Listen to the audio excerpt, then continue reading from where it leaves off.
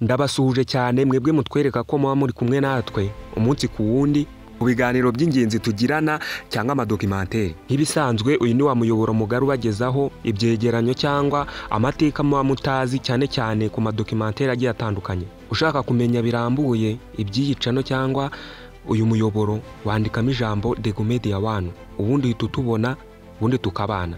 Uyu munsi tugiye kurebera hamwe ku ntambara bita Shikaramu.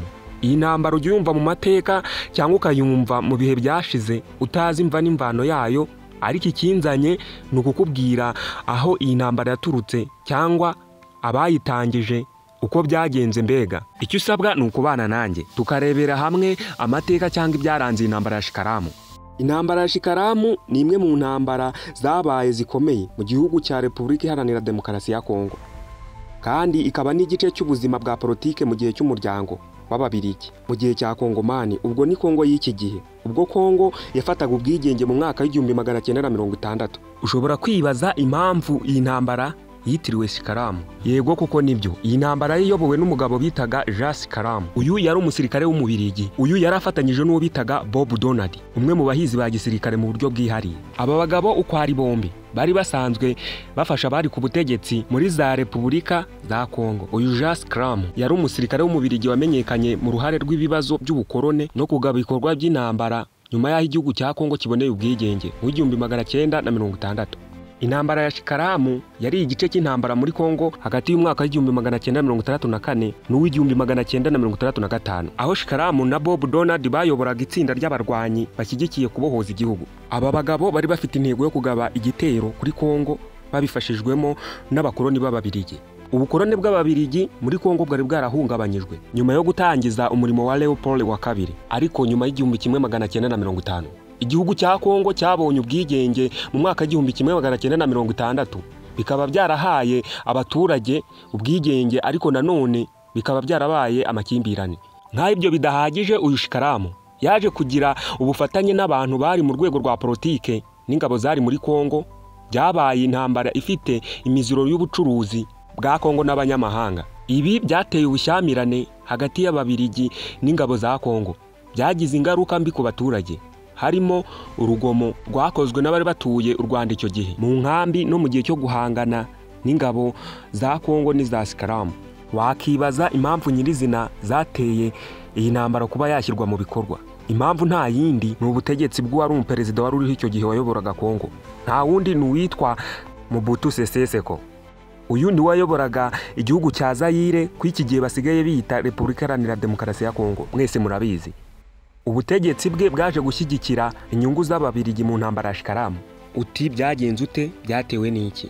Mu rwego rwo kurwanya ubutegetsi bwa Lumumba no guteza imbere politike yo kwibira umutungo mu gihugu, ibyo byose byaje kuganisha ku ihungabana ry'ubukungu n'imiyoborere mibi muri Kongo. Abanyarwanda bari mu bantu benshi bagize uruhare mu bikorwa byo kurwanya iyi ntambara, cyane cyane abari muri Kongo cyangwa abari bariyo mu mwaka w'1960 nyuma ya politike y'ubumwe yateguwe n'ibihugu bikomeye. Si ibyo gusa kandi, iyi ntambara ya Shikaramu yazanye amacakubiri hagati y'abaturage ndetse n'Abahutu n'Abatutsi bari mu bice bitandukanye muri Kongo. Ni ibintu byumvikana cyane. Iyi ntambara nayo yateje ivanguramoko yaba mu gihugu cy'u Rwanda ndetse n'Abanyarwanda bari mu gihugu cya Kongo. Abanyarwanda benshi bashyigikiye Shikaramu kuko bari baragiye muri Kongo ku butegetsi bw'uwari umuperezida bitaga Mobutu Sese Seko, bigatuma habaho urujijo mu ishyirwaho ry'imyitwarire yaba iy'abakoloni b'Ababirigi n'ubutegetsi bw'amadini bwiyeguriye. Hari iby'iyi ntambara yabangamiyeho. Iyi ntambara yagize ingaruka zikomeye cyane yaba ku baturage no mu gihugu muri rusange. Nk'umuperezida wari uriho icyo gihe bitaga Mobutu Sese Seko yashyigikiye ibikorwa bya Shikaramu, arwanya ibikorwa bya Patrice Lumumba, ariko nanone Jean Shikaramu yaje gutakaza imbaraga nyuma yo kuba igihugu cya Kongo cyarashatse ubwisanzure. Iyi ntambara ya Shikaramu yari ifite ingaruka zikomeye mu gihugu cya Kongo, aho yateje ubwega mu mitekerereze y'ubuyobozi bw'igihugu cya Kongo. Si ibyo gusa, iyi ntambara yatumye abantu benshi batakaza ubuzima mw'iyo ntambara. Si abo muri Kongo gusa bahatakarije ubuzima, harimo n'abaturage b'igihugu cy'u Rwanda nk'Abatutsi bariyo n'abaturage bo mu bindi bihugu bigiye bitandukanye bya Afurika y'Uburasirazuba. Impamvu nyamukuru y'aya makimbirane, iyi ntambara yaturutse ku gushaka kubohoza igihugu no kurwanya ubuyobozi bwa Mobutu n'ingabo ze, ndetse bituma igihugu cya Kongo kimenyekana ku rwego rw'akarere. Nyuma y'iyi ntambara abaturanyi bakomeje kugira amakimbirane hagati y'Abanyarwanda na Kongo, bigira ingaruka mbi ku mubano hagati y'ibihugu. Niba wifuza kumenya amakuru ajyanye n'uburyo intambara ya Shikaramu yatangiye nuko yarangiye, uko ibihe byagiye bihinduka mu bihugu nk'u Rwanda na Kongo nyuma yaho, cyangwa ubumenyi nyamukuru bwihariye kuri politike ya Kongo, gumana nanjye. Intambara ya Shikaramu yakozwe muri Kongo ni imwe mu bice by'amateka y'ubugizi bwa nabi no guhungabana mu karere. Iyi ntambara ifitanye cyane isano na politike, intambara z'amoko n'ubukoroni, ikaba yaratumye habaho ingaruka nyinshi ku bihugu nk'u Rwanda, Kongo ndetse n'akarere muri rusange. Ibibazo by'intambara ya Shikaramu twareba nko ku mateka ya Mobutu n'uwitwaga Patrice Lumumba. Patrice Lumumba uyu yari umuyobozi wa mbere wa Kongo, yaje kuyobora igihugu cya Kongo igihe cyahagwaga ubwigenge mu 1960. Gusa ubuyobozi bwe bwaje guhura n'ibibazo, harimo n'imiyoborere mibi n'uruhare rw'ibihugu by'abanyamahanga nk'ubumwe bw'Ababiligi na Amerika mu gusenya ubutegetsi bwe. Uyu mugabo Mobutu Sese Seko yari umwe mu bayobozi ba gisirikare b'Abanyarwanda. Yaje gufata ubutegetsi mu 1965. Yari afite abashinzwe kumufasha, harimo uwo bita Jean Shikaramu ndetse n'uwo bita Donald Bobo. Mobutu yashyigikiye ibihugu by'amahanga nk'Uburayi, akomera gufashwa muri gahunda y'ubukorone mu byerekeye n'umutungo w'igihugu. Uyu Jean Shikaramu kandi yari umusirikare w'Umubiligi. Yaje kuba umwe mu buyobozi bwa Mobutu nyuma yo kugirana ubufatanye n'abasirikare bo muri Kongo. Uyu mugabo yaje kuyobora ibikorwa byo kurwanya ubutegetsi bwa Lumumba, aharanira kongera gutwara igihugu. Nka ibyo bidahagije, uwitwa Bobo Donald yari umusirikare w'Umufaransa. Uyu azwi cyane muri Afurika kubera uruhare rwe mu ngabo n'intambara zo mu bihugu bitandukanye bya Afurika.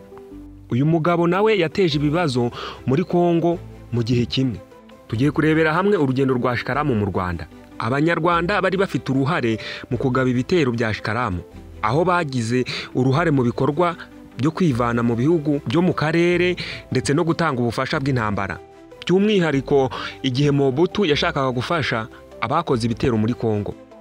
Urugendo rw'Abanyarwanda muri Kongo rwagize akamaro gakomeye kuri politike ndetse no ku bukungu bw'igihugu cya Kongo. Igihe Shikaramu yari imbere mu guhangana n'abanyamahanga, ingabo za Shikaramu zari zirimo Abanyarwanda benshi. Bamwe bari mu kigero cy'ingabo zashatse kumenyekanisha uburyo bw'amategeko. Abaturage b'Abanyarwanda bari ku ruhande rwa Shikaramu, bakaba baragiye bashyigikira abashinzwe gusubiza igihugu mu buryo bwiza. Ibi byagize ingaruka mbi ku mutekano, urugomo n'uruhare rw'ubutaka bw'abantu cyangwa se abaturage muri rusange. Ushobora kwibaza uti imibanire hagati y'u Rwanda na Kongo icyo gihe yari imeze ute? Intambara ya Shikaramu yashyize mu bibazo byinshi imibanire hagati y'ibihugu, cyane cyane hagati y'u Rwanda na Kongo, kuko amakimbirane yakomeje kuzura umugara hagati y'abaturage b'Abanyarwanda ndetse n'abaturage bari muri Kongo. Icyo gihe abaturage b'Abanyakongo bakomeje kugaragara cyane cyane nyuma y'intambara. Imibanire yahise itangira kuba mibi, cyane cyane kubera uburyo abanyamahanga nk'Ababiligi n'Abafaransa bari mu bikorwa byo gucamo ibice abaturage. Nubwo habaye intambara ahagana mu mwaka w'1960, intambara ya Shikaramu yatumye abaturage bagwiza amacakubiri hagati y'Abanyarwanda n'Abanyarwanda bari batuye muri Kongo. Byahise biza kurangira nyuma y'ibihe by'ubukorone bitandukanye n'ubuyobozi bwa Mobutu.